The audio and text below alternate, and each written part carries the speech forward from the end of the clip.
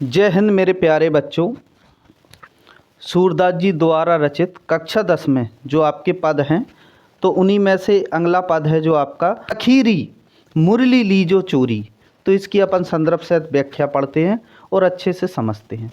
पद है, अगर इसके भाव की बात की जाए तो इसका जो भाव है तो क्या है, सखियाँ कह रही, आपस में बात कर रही और क्या कह रही, आओ सखी सभी अपन हिल मिलकर और मिलजुल कर आए और एक कन्हैया की जो बांसुरी है, मुरली है, इसको दुखा लें, क्योंकि इस बांसुरी ने कन्हैया को अपने बस में कर लिया है, बस में कर लिया है, जिसके चलते कन्हैया ने हमसे प्रेम करना कम कर दिया है। आओ इस बांसुरी को, मुरली को दुखा लें, जिससे ये कन्हैया से दूर हो जाएगी, फिर कन्हैया हमसे प्रेम करने लगेंगे। ये इसका भाव है।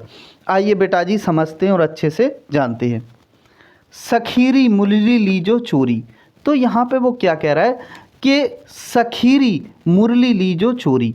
तो इसमें अगर बात की जाए तो सूरदास जी क्या कह रहा है, तो ऐसे लिखना है बेटा जी। पहले लिखना कैसे ये समझ लो अच्छे से, कैसे लिखना है। तो संकेत में ऐसे लिख देना, सखीरी और डॉट डॉट डॉट करके राग की डोरी। तो इससे पता चल जाए, जो कॉपी चेक करेंगे, कि किस पद की आपने संदर्भ सहित व्याख्या की है। इसके बाद क्या करना है, फिर लिखना है निम्न पंक्तियों में महाकवि सूरदास जी कहते हैं। तो इससे पहले बेटा जी आपको संदर्भ लिखना है। क्या लिखना है, संदर्भ। इसके बाद क्या लिखना है, आपको संदर्भ लिखना है। क्या लिखना है बेटा, संदर्भ। संदर्भ बेटा जी पहले ही से बता चुके हम कि प्रस्तुत पद्यांश हमारी पाठ्य पुस्तक काव्य खंड के पद नामक पाठ से अवतरित किया गया है या लिया गया है, जिसके रचयिता महाकवि सूरदास जी हैं। तो बेटा पाठ का नाम जो पद है वो हेडिंग से लिखना है, और रचयिता मतलब सूरदास जी का नाम भी किससे लिखना है, आपको हेडिंग से लिखना है। तो समझते हैं फिर ऐसे कैसे आपको करना है व्याख्या।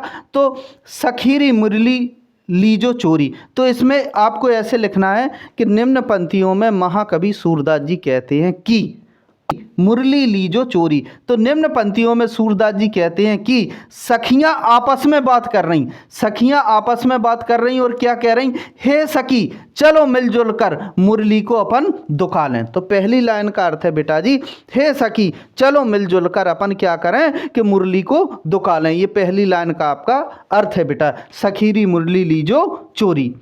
जिनो गोपाल कीनो अपने बस, देखो जिसने, जिन माने जिसने, गोपाल माने गोपाल, कीनो मतलब उसके, अपने माने अपने, बस माने मतलब अपने बस में, मतलब जिसने कन्हैया को अपने बस में कर लिया है। किसने कर लिया है, बांसुरी ने। किसने किसने कर लिया है बेटा जी, बांसुरी ने कन्हैया को अपने बस में कर लिया है।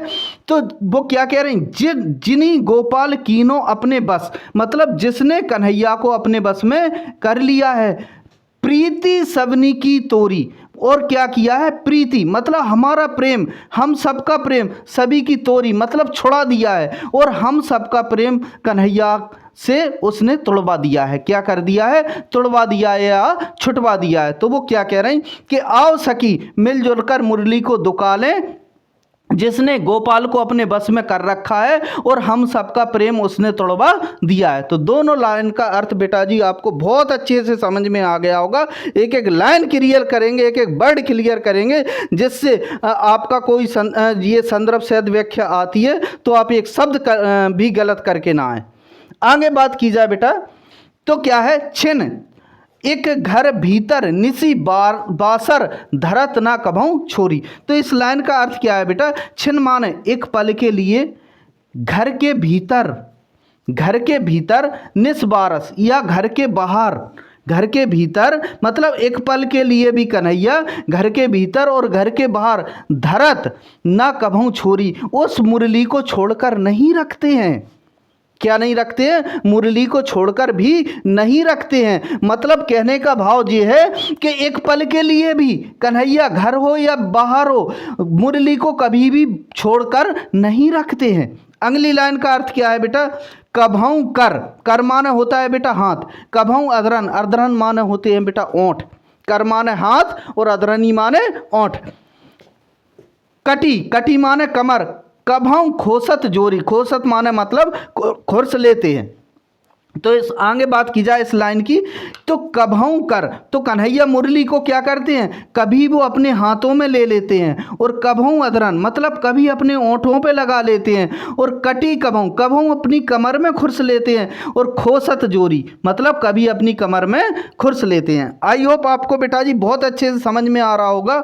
ना जाने कछु मेली मोहिनी राखो अंग अंग भूरी, देखो कितना वो उस पर मुरली पर लांछन लगा रही हैं। क्या लगा रही हैं सखिया, हे सखी हमें तो ऐसो लगत है, कैसो लगत है कि ना जानो कछु मेल मोहिनी, हमें तो ऐसा लगता है ना जानो, हमें तो जो जान परत जी कि कुछ मोह मेल मोहिनी मतलब उसने मुरली ने कन्हैया के ऊपर जादू टोना कर दिया है। क्या कर दिया है, जादू टोना कर दिया है। हमें तो ऐसा लगता है सखी ना जाने कछु मेल मोहिनी, जादू टोना कर दिया है, राखो अंग अंग भोरी, इसीलिए कन्हैया उसको अपने अंग अंग से चिपकाए रहते हैं। किससे चिपकाए रहते हैं, अपने अंग से लगाए रहते हैं या चिपकाए रहते हैं। आगे क्या कह रहा है सूरदास जी, सूरदास प्रभु को मन सजनी। अब सूरदास जी कह रहे हैं सभी का मन, सजनियों का मन है बाधो राग की डोरी,